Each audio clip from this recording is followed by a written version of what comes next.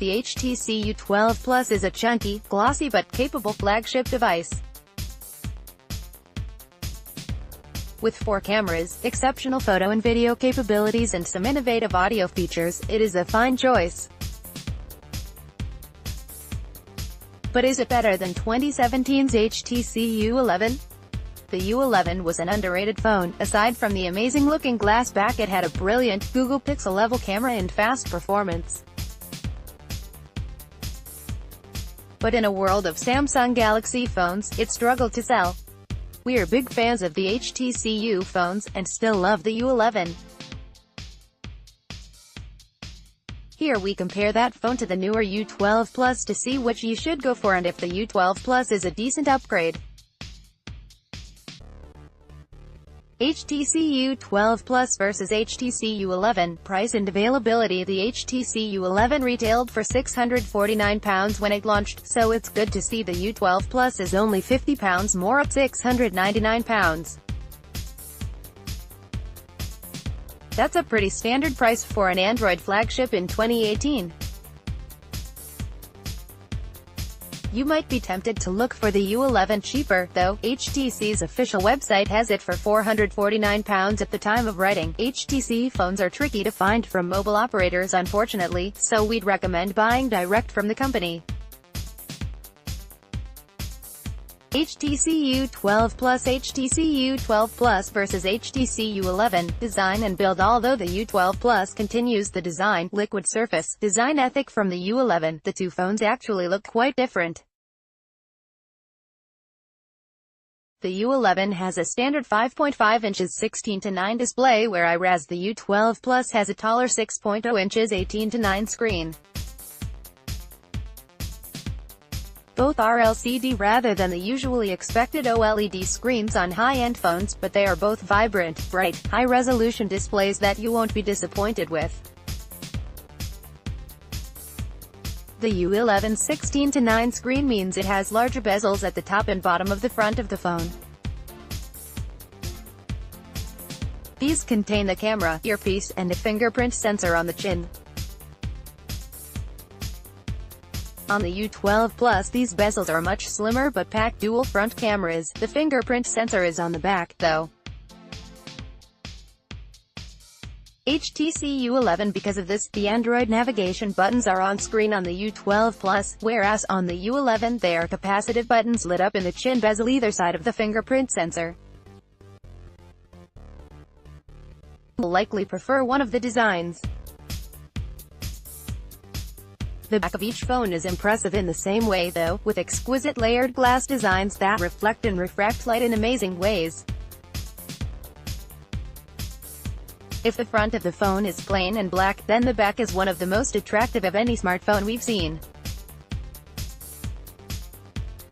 On the back of the U11 is a single camera, while the U12 Plus has 2, so that's 2 and 4 cameras respectively overall in comparison.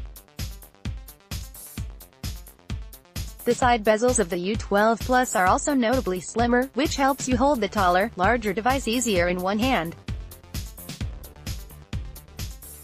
But both phones are chunkier than you might expect due to the curved glass backs and are largely two-hand affairs. So, while the similarities are there with the colorful glass design, the phones end up looking and feeling quite different in comparison.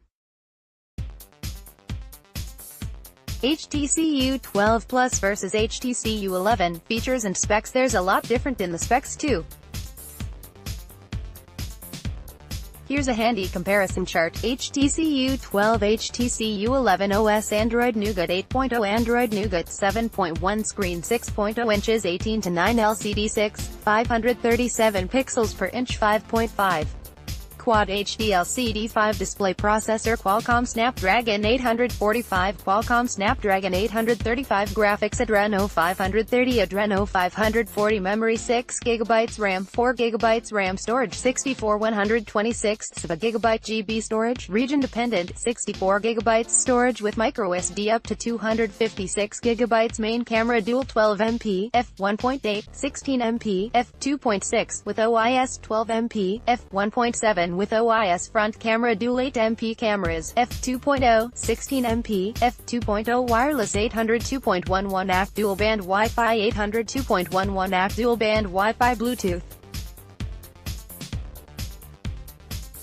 5.0, aptX, Bluetooth 4.2, communications 4G LTE, Cat16 SIM type, nano SIM, dual SIM in some regions, nano SIM, GPS yes, NFC yes, interface, USB-C 3.1, USB-C 3.1, battery 3500 mAh, non-removable battery, 3000 mAh, non-removable battery, charging Qualcomm Quick Charge 3.0, 4.0 compatible Quick Charge 3.0, water resistance IP68, IP67, dimensions 156.6 by 73.9 by 8.7 mm, 154 by 76 by 7.9 mm. The displays differ in size, and in the U12 Plus you get the Snapdragon 845 instead of the 835 in the U11.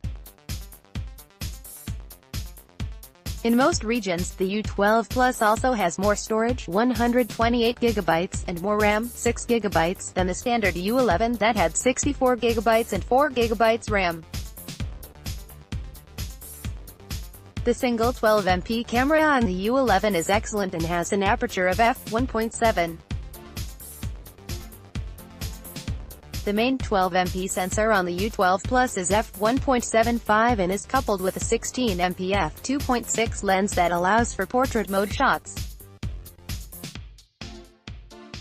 This means the U12 Plus is the more versatile setup, with better zoom and effect capabilities. It can also record 4K video at 60 FPS compared with 4K at 30 FPS on the U11. With two cameras on the front, the U12 Plus can also do portrait selfies, great if you're into that sort of thing. Both phones also have squeezable, yes, really, sides. This allows you to squeeze and launch certain customizable actions. The U12 Plus goes one further and has tap input on its edges, and also no moving buttons. The clicks are actually force feedback instead. Perhaps more importantly, the U12 Plus has a 3500 mAh battery, bigger and longer lasting than the 3000 mAh cell in the U11, though in our experience, the U11 has quite decent, efficient battery life. Both are fast charging compatible, but despite the glass back that technically allows for it, neither can be wirelessly charged. The U11 is IP67 waterproof, while the U12 Plus is IP68. For most people there's no difference between the two, both ratings are good. HTC U12 Plus versus HTC U11. Software: the U11 shipped with Android 7.0 Nougat, but is upgradable to 8.0 Oreo, though this upgrade will depend on your region and operator, so you may want to check before you buy. The U12 Plus ships with Oreo out the box, and will get Android P, but we don't know when. HTC's Sense overlay of stock Android is quite subtle, but has changed things like the common font, app icons and menu appearance. In fact, some aspects of the design haven't changed for about 4 years, and while Oreo makes it look new, if you are an HTC fan it might be disappointing to see that neither phone really shakes up the look of the software. That said, it's a good clean version of Android that has few performance flaws. If you're buying, then the newer U12 Plus will be supported for longer, but the U11 running Oreo in 2018 or 2019 is a perfectly good, and potentially cheaper option.